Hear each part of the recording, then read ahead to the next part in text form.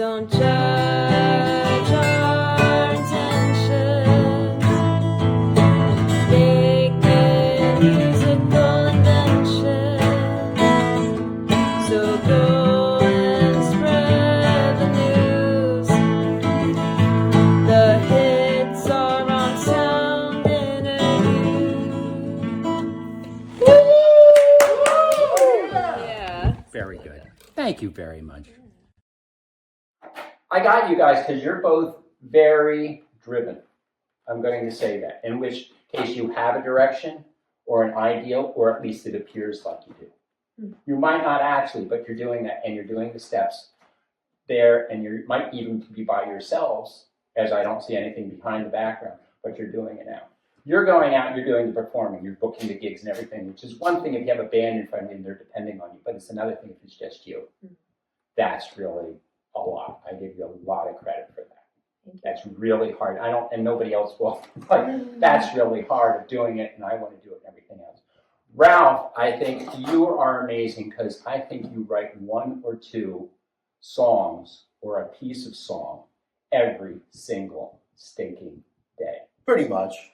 Which is just by the sheer majority of stuff you're putting out there. I have at least six. Something's going to go through. Like 700 I wrote in the last year, and 300 of them are on Spotify. And then I started ripping those apart and making new songs into my new album. Which is all just pieces of puzzle. Which is really good, but you got to get out there. Oh, I've been applying for shows. I was actually going to ask you how you go about getting them. Because I've emailed, called, walked into every venue within a 50-mile radius of where I live, and I end up in Milford. I live in Sussex. I don't play in Jersey. I play in Milford, and I think a lot of it has to do with the culture of the music I play, which is a lot more indie, a lot more avant-garde, a lot more punk.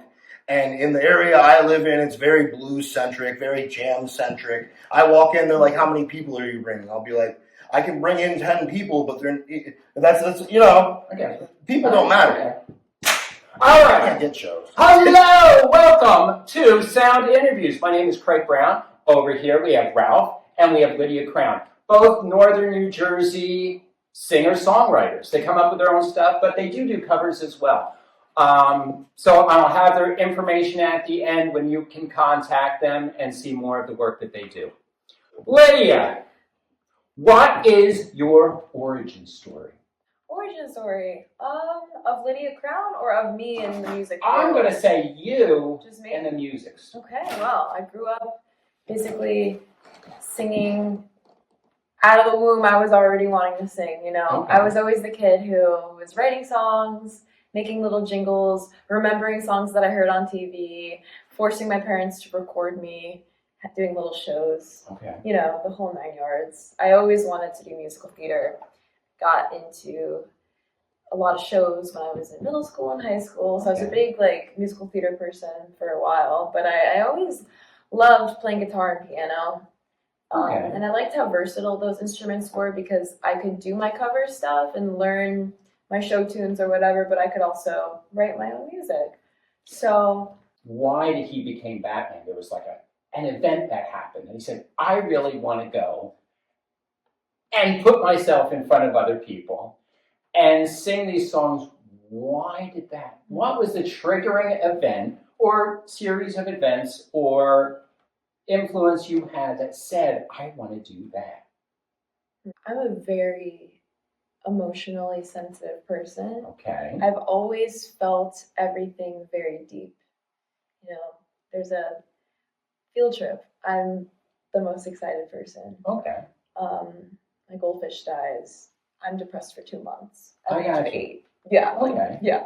I feel everything very extreme, and I feel like music from a young age was my one way of coping with those emotions. And I remember being a kid and having, you know, a hard day at school, and my grandma taking me to the park, and all the kids are playing with each other, but I'm there on the swing, and I'm just singing. Okay. I'm just singing. So a way for you to process your emotions. For sure. It's like therapy for me. It's essential No, for sure. I think that's probably true of most people who are doing music. There's some therapy. Yeah. We're screwed up somewhere. I mean, sometimes it's like really bad, and sometimes it's not really bad, but it's that process of getting it out. But very good. All right. Origin story. Oh wow, I didn't expect that. Yeah. Okay. You didn't know it was coming. Okay. My whole life, I pretty much listened to music as a way to regulate my emotions. I had a really rough childhood. I don't remember most of it. I had a lot of different people showing me music. I learned about like old hip hop from one of my brothers, Jimi Hendrix from the other. My stepfather was listening to Frank Sinatra. My mom's blasting Creed and Blink-182 and the Beatles. And I just got a taste for everything. And I always used music to kind of regulate how I felt.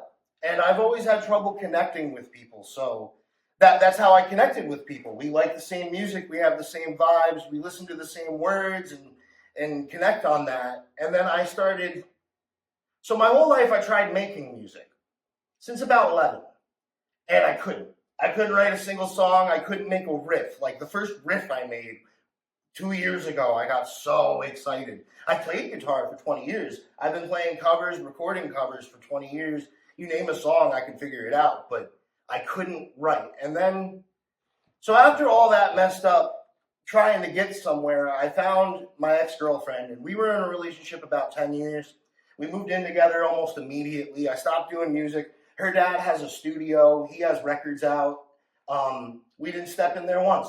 The plan was to record together, and we didn't do music once. And then we broke up. And I ended up back at my dad's house in the same bedroom that I went to high school in, working on the farm with him, the farm that I've been avoiding going to my entire life. And one night, my dad's away. I spent the day at the farm, and I'm back at my house at 2 a.m, manic as hell because I'm bipolar. And I made a song. I started playing. I'm like, that's a cool riff. I wrote words, and in 5 minutes, I had a song. And then I said, you know what? I think I could do that again. And I wrote a second song. And in 2 days, I wrote the album Manic. And the whole thing was a way for me to deal with my bipolar and everything I was feeling and put it into a record. And I wasn't just making a record. I was making a concept of what it was to be inside the mind of a bipolar person. So there's like highs and lows, and you're jumping from I'm in love to I hate everything, and it's all just there raw for me to listen back to, and it helped me immensely. And doing that, I learned I'm not alone. Like, no matter what your thing is, there's nothing you're alone in life, so I just started posting the music. And people listen to it, and it makes me happy, but there are people that I know I've directly helped already with my shitty little songs, excuse my language. But I kept going. And you asked what makes me want to make music. I don't. I just every day I'm nonstop doing it to regulate my emotions, still to this day. But there's no reason for me not to share it. And that's really what it all comes down to. So I'm making hip hop. I'm making more Beatles. I'm making more Blink. I'm making more Creedence Clearwater. You name it. If I like it, I'm trying to make more of it. And I think that's all music is supposed to be. That's why there is no plagiarism unless you're actually ripping someone off. Otherwise, there's inspiration. And you can't sit down and be like, I'm going to make a punk song. You just got to like that kind of music and sit down and make a song. And if that's your inspiration, it's going to come out of the music on its own. You don't need to attempt to bring your inspirations into things because it's part of you. For somebody who has difficulty talking and expressing themselves, you do a darn good job. To give speeches one day is like my life's goal. And that's what music has done for me, though. No, this is what we want. This is great. Now, who or what? And I know where this is going or what are you doing? Why are you doing? Is there something you're trying to overcome or trying to overthrow, either in your life or in society through your music? Well, I think I've always been a bit of a perfectionist.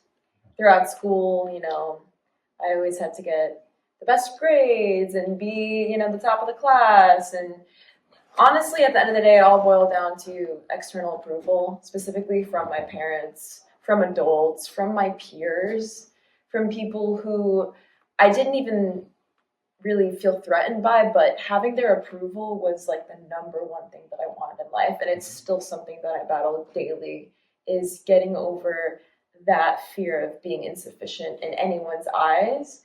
And I think there's something to be said about just getting out there and performing, as you were saying, just doing the thing, just writing the songs, just making the album, just playing the shows. That kind of proves to myself that I can build mastery and I can be a whole person as myself without the approval of others. I'm not performing to gain their approval at the end of the day. There is a part of me that's like, oh, it's nice that people like my music or they liked the performance, but that's not the point of it for me anymore. It kind of transcends that fear that I've always had that I'm not good enough, because I know I'm good enough when I go out and I do what I want to do and I do what I love. I think two things are really cool. Number one, exactly why AI will never take over the music industry. Because it's that creation. Yeah. And that's where the artists get the thrill and of doing the creation and doing that. And if AI takes that away, well, that's great, because they're going after the high money creating.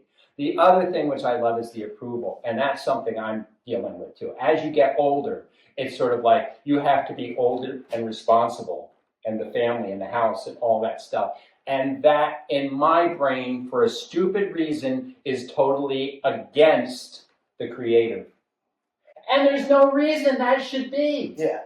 That's just within this. And getting other people's approval, it's not so much that I want their approval, but I want to feel that I have their approval. And I might have their approval, but if they just give me a look, I'm like, oh, wait a minute, that doesn't, there's a whole different, oh, we're so screwed up. Meanwhile, you're anti. So I'm going to tie back to the two things you just said, starting with approval. I don't want approval, but approval's great. And so is disapproval. I want reactions. That's all I want. I want you to feel something. Anger, happy, sad, laugh, all of them at the same time. Then I've done my job. That's why I've been thinking of going out and playing anonymously. I'll be able to get much better reactions with a character and with a story and with theatrics than just me, shy and a little bit nervous, going up to play my song for the millionth time. And I think I'd have so much more fun, because I'm taking me out of the equation. Now it's a show. Now it's a show. You saw what I did with my comic book. Doing the theaters. Yeah. I think that's great. Yeah. And then the second thing, you mentioned AI. I don't really think AI is the anti-hero. The anti-hero to me is this.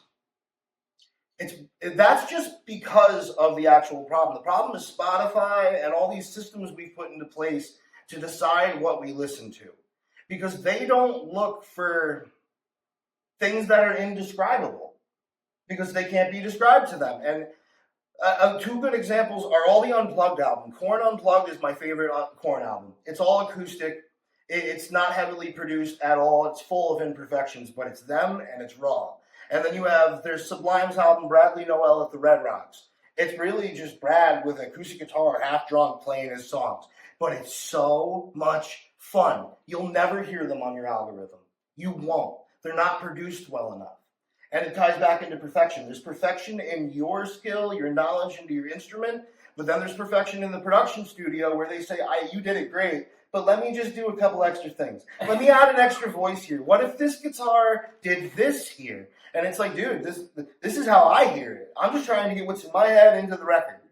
And that's why I'm lucky I found someone who likes my music the way I play it. And how I'm recording it now. But that's the anti-hero. It's this idea of perfection and less the action of perfection. And because of that, AI is taking over. Because now you can take your song that is like take any of my demos, any of them, put it through AI, we have a hit song. I won't say hit, I'm not that cocky, but we got a song. You got a song, somebody's going to click on it. And it's a lot more likely to hit an algorithm than anything I've put out on my own. And that's the problem. Because what I'm doing on my own is the music. That's what matters. So the anti-hero is anything that's against the idea of individuality, I guess. I think two things, and both going to go on here. I think the best reaction I ever had was actually in this theater, finishing a song and having the audience completely silent. That is the best. It felt great, yeah. Because it's just like, nobody's thinking, nobody's talking. They're just reflecting. Some of my heroes are like Andy Kaufman. Mm-hmm. That's the whole idea behind the reaction. He till the day he died was playing the game. Yeah. And then I bring this up as a joke, but G.G. Allen. There's nothing more of a reaction than what that man did. How will your music or superpower defeat the bad part of you, or the part of you that you're trying to get rid of? Well, I heard this somewhere, I forget where, and I've always believed that music, it's like a meditation. It's one of the only times where you're not racing to the finish. You're not trying to get to a specific destination. You're not rushing through things or mindlessly going about it. It's very in the moment. It's very at peace. And when I'm writing a song or performing my original piece, I'm in this state of meditation. I'm also a runner, and I feel like running is another meditative act. Peace, yes. Yes, so there's a lot of meditations that I do, but music is, of course, the dearest to me. My villain is also myself in a way, but more specifically, the part of me that wants to hide, that wants to flee, that wants to avoid things, that wants to take myself out of a situation and just seek comfort and refuge and avoid anything that's difficult, anything that's hard, anything that feels uncomfortable and makes me scared.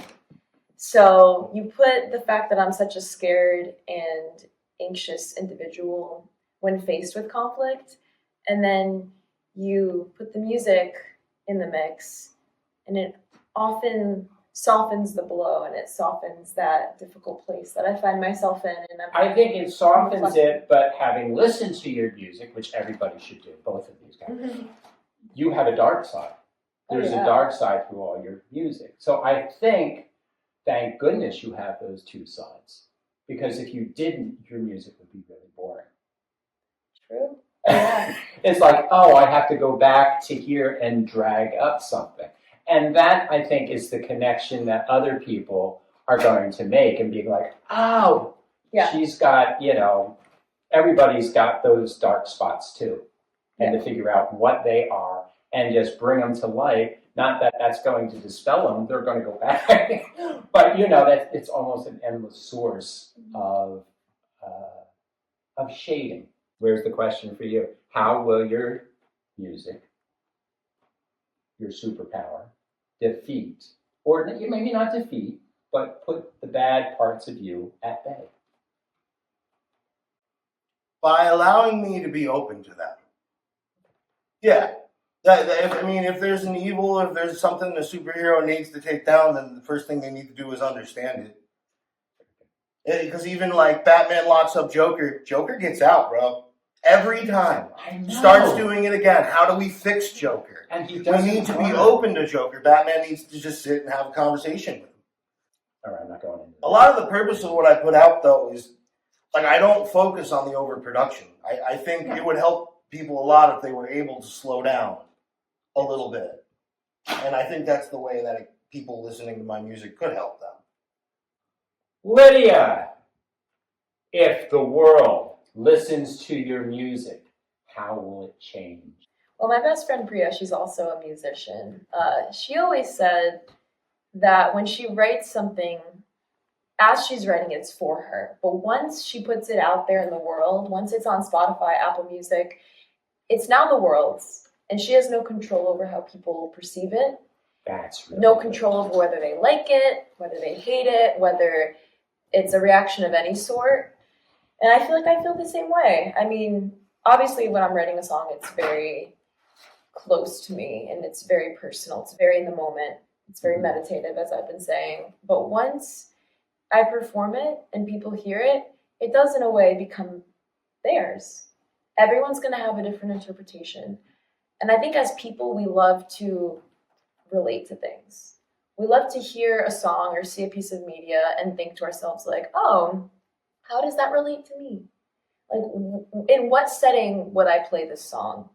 What movie is running through my head when I hear this song? Is it maybe being attached to my own memory. I know I do that with songs that I hear all the time. I'll hear a sad song and I'll think of a sad time in my life and be like, oh wow, the song is even sadder now because I'm like seeing a movie of my memory. Yeah, you know, connect. Yeah. I'm like connecting to it, and it's like in a way becoming part of me. And I'm also someone who loves to make playlists for different emotions that I have, and in those playlists I feel like the artists and the songs are almost like becoming my story. It's almost a way of songwriting, having a playlist. Yeah. It's like a very curated act. So I feel like as people listen to my music, and if they choose to, you know, play it on a late night drive or show it to their best friend, it just becomes theirs. And that's all I could really want, because I know how good that feeling is, and I know how essential that is for me as a listener.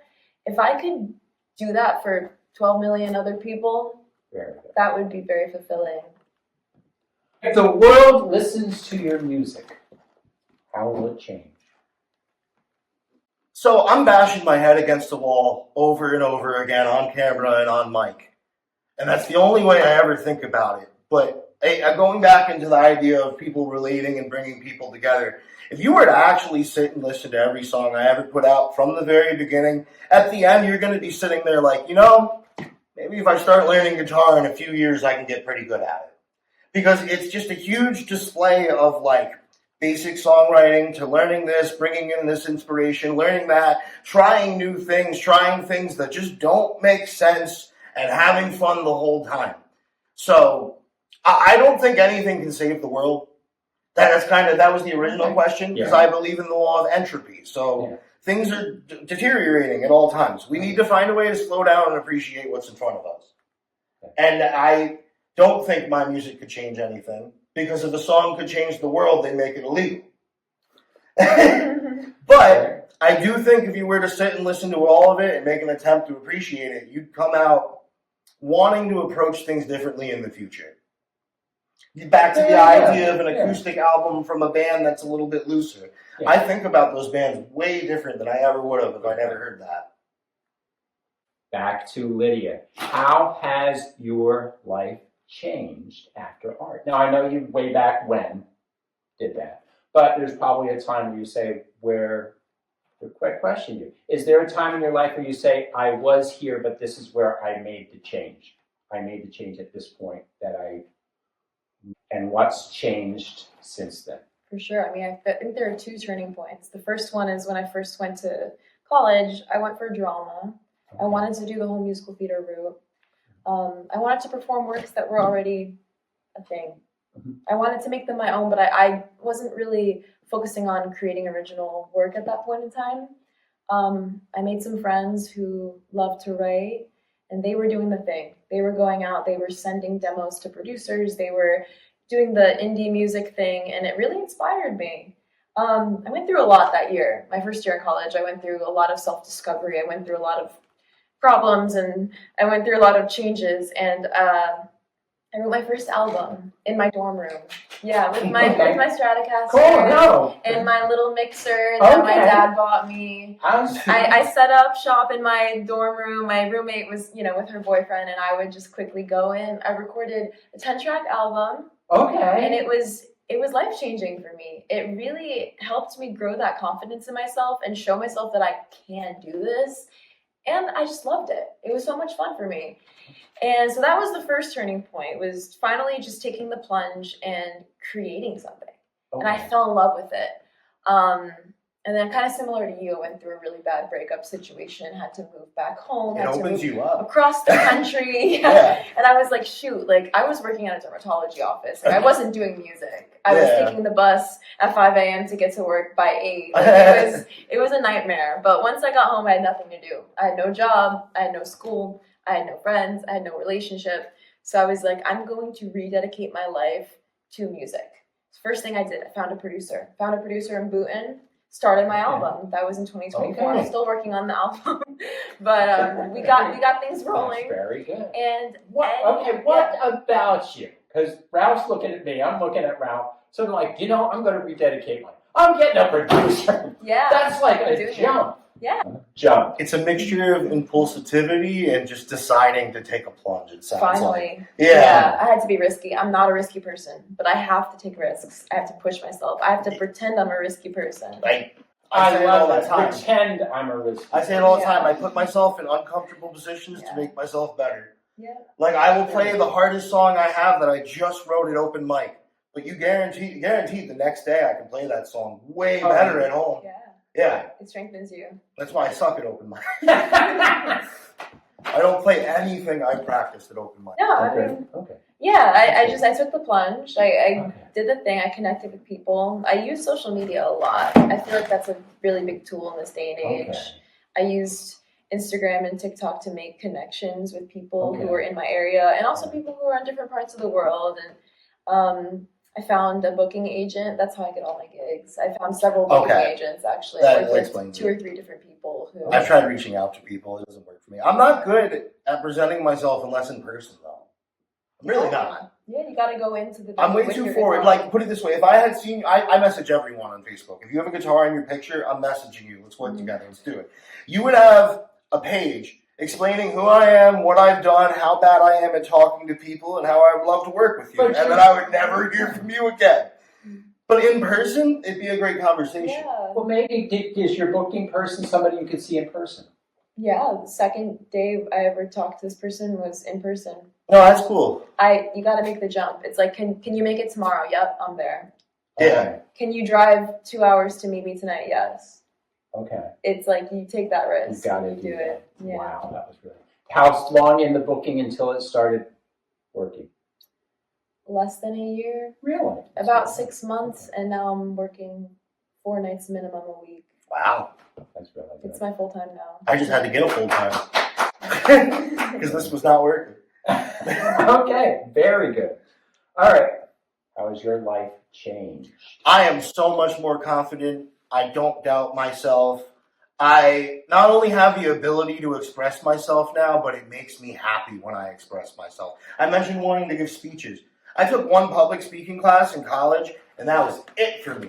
I wrote a whole speech on hypnotism. I didn't physically write it, so I failed the project. Okay. But I went up and gave the speech verbatim from memory, hypnotized 3 people in class. And from that class, I was like, I love this. I love not the attention, but like connecting with people. I went my whole life not connecting with people. So music, more than anything, has just helped me connect with myself, with other people. It's helped me realize that if some people I'm not meant to connect with, and that's so all right. And then there are situations, like I'm looking for band members. There's this one guitarist, he's blocked me on Facebook. He hates that I put out as much music as I do. He literally unblocked me, told me I'm unprofessional, and then blocked me again. I'd still work with him because he's such a good guitarist, and the music deserves it. That's it too. And I'm right, you're good. No, keep on going. I was going to argue it's like Fleetwood Mac. They didn't all get along. The music deserved all of them together. Mm-hmm. Well, I remember when a demo sounded like a demo. Now a demo needs to sound like a studio track. But you know what I like about it is when I look at you and I look at Lydia. I'm reading her name. Lydia, the thing is, I look at you as other artists. Okay. I don't look at you as kids. I look at it as all this. And I've been doing this, 4 years now. So it's like you guys have more experience today. Now, but it doesn't mean, but interesting, some of the insights that you have are insights that I've picked up along the way in other things. So that's why it's interesting to me. And that's why AI music is harmful. I know. Because people won't pick up those little tiny, things, indescribable things. You're talking about something that's weird or something that's, unusual. And AI won't do that. Yeah. And it's not going to do that. Nobody's going to be into the creation of that. Very good. That's all I have. I think that's all the time we have. Thank you very much for listening to Sound Interview. Stay tuned. We're going to have information from them on where to find out about them. And stay tuned for our next exciting interview.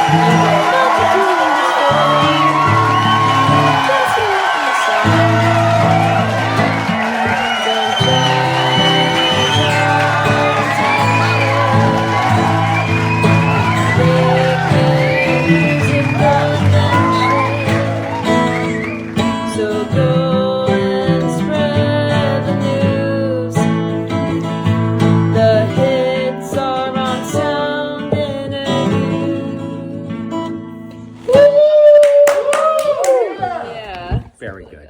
Thank you very much.